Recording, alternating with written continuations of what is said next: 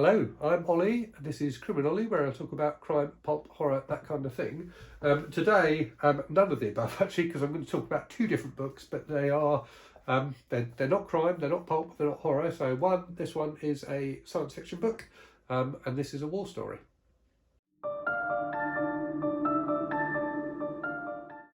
So I guess the first question is, why am I talking about these two books together, given that they're very different? And the reason is, I think these are both books that try to be kind of liberal and progressive, but fall at the final hurdle. So they're both from the 50s. So this one, Bring the Jubilee, was first published in 1955. Well, first published in the UK in 1955 anyway. It may have been slightly earlier in the States because it's an American book. This one, Trial by Battle, by David Piper, was published in 59. I'll give you a quick summary of the plots of each of the books, and then get into a bit about why I'm speaking about them and where I think they succeed and where I think they fail. So Bring the Jubilee by Ward Moore is an alternative history book about a 50s America where the southern states, so the Confederacy, has won the American Civil War. Now, straight off the bat, that sounds like it has potential to be an appalling sort of racist wish fulfillment kind of thing. It's not that at all. So let me start by saying it's not that at all. And it's very interestingly done. So he does a great job of building this world, this world that never existed, this 50s that never existed, and has clearly given a lot of thought to the implications of the Civil War going a different way. So the setup in America is that the Confederacy populates the southern states, controls the southern states, and is quite successful. So it's prosperous. Slavery has been abolished, but it's been replaced by something called indentature, which basically means that individuals who don't have any other means of making money effectively sell themselves to companies for a period of time, so 10 years, 20 years. So they get a chunk of money, but for that period, they have to do whatever the company tells them to. So it's a kind of economic slavery, which I thought was interesting. The northern states continues to exist as the United States, but are completely impoverished, not successful at all. And the hero of the book, or the narrator of the book, who's this young guy who's from the north,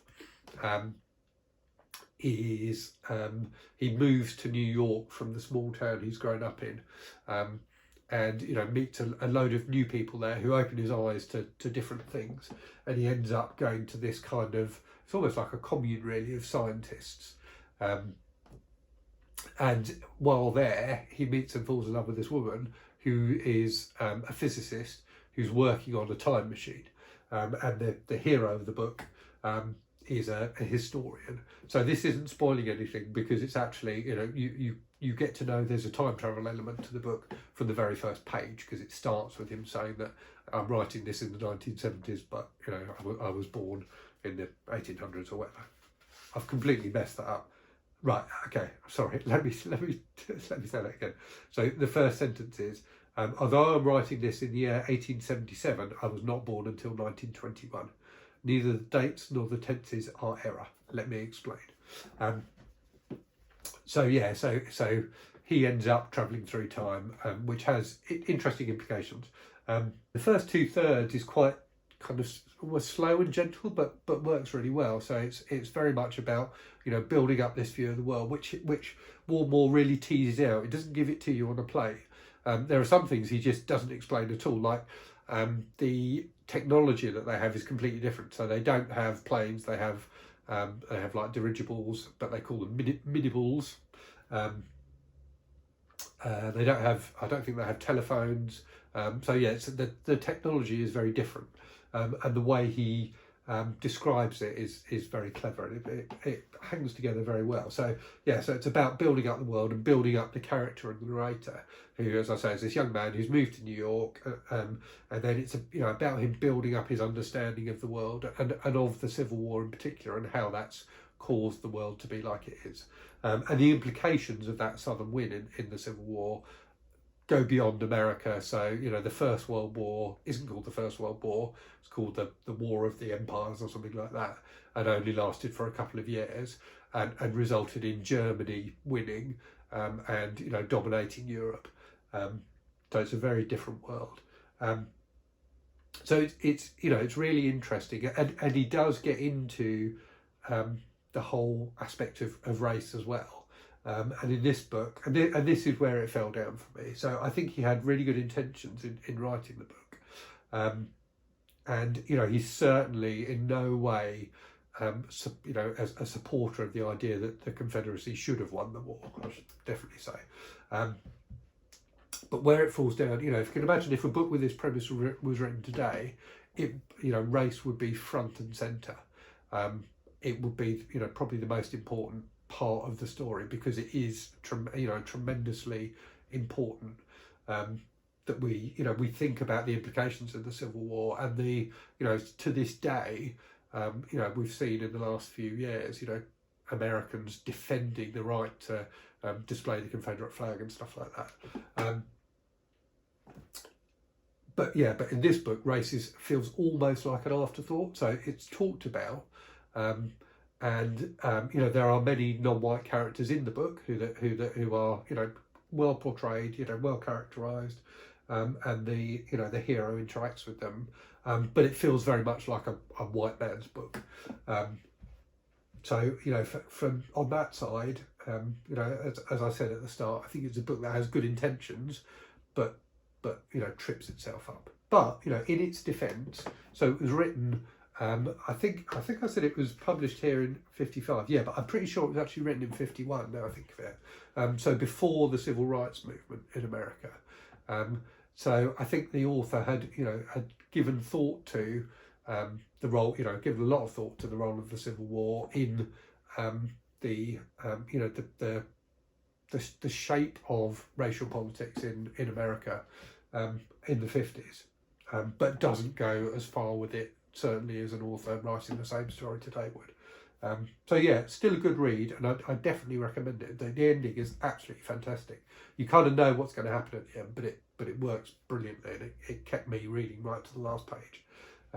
But yeah, so I guess my summary would be of its time, and the same will be true for this book, Trial by Battle.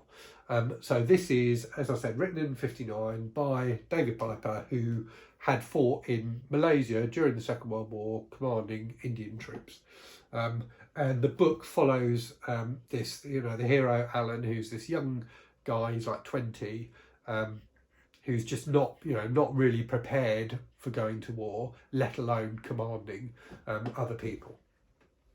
So it's very much about, the first half of the book really is very much about the relationship between him and this more experienced, kind of slightly rougher soldier who's out there, who's got like a drinking problem, who's always getting into trouble and stuff like that. So there's a lot of stuff about the relationship with him, but also his relationship with the Indian troops, and one in particular, who's kind of his right hand man really. And as the book progresses, in particularly in the final third, it becomes a very, very tense kind of novel about combat, and about the terror of the terror of being in a situation where you could be killed at any point, and there end up being quite a lot of casualties, and it's extremely tense and readable, and the relationship between the hero and this Indian soldier who he's fighting with, particularly in the final third of the book, is really strong and really well written and well characterised. And I thought it was possibly something, and I don't know a lot about English literature from the 50s, but I think a well written, sympathetic Indian character is probably was probably not common at that time. So I thought that the author's handling of that was admirable, and it felt like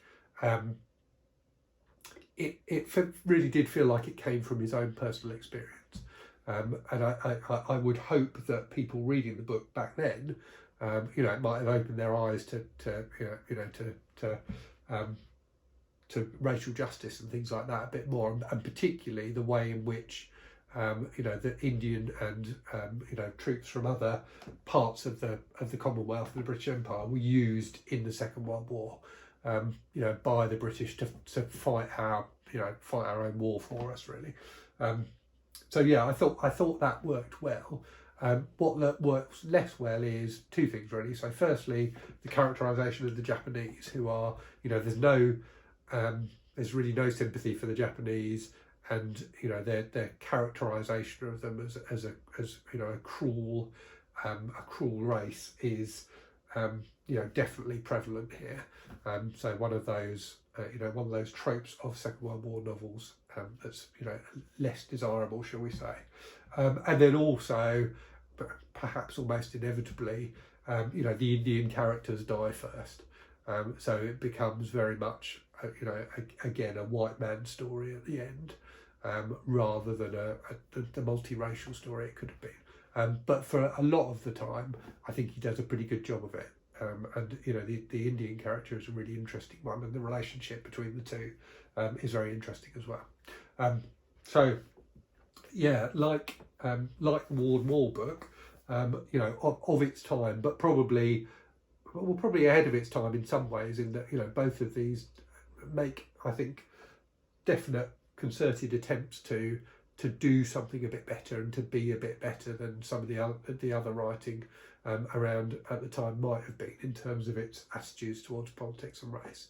But yeah, both of them for me fell a little bit at the final hurdle. But you know, both very entertaining as pieces of, if you like, genre fiction. So as a science fiction novel with a bit of time travel, and as a you know, a war novel, they're both very, very good. So if that kind of thing floats your boat, I would definitely recommend both of them. Okay, hope that was a useful discussion, something a little bit different. But yeah, hope you enjoyed it. Hope you're all safe and well, and I will speak to you again soon. Cheerio.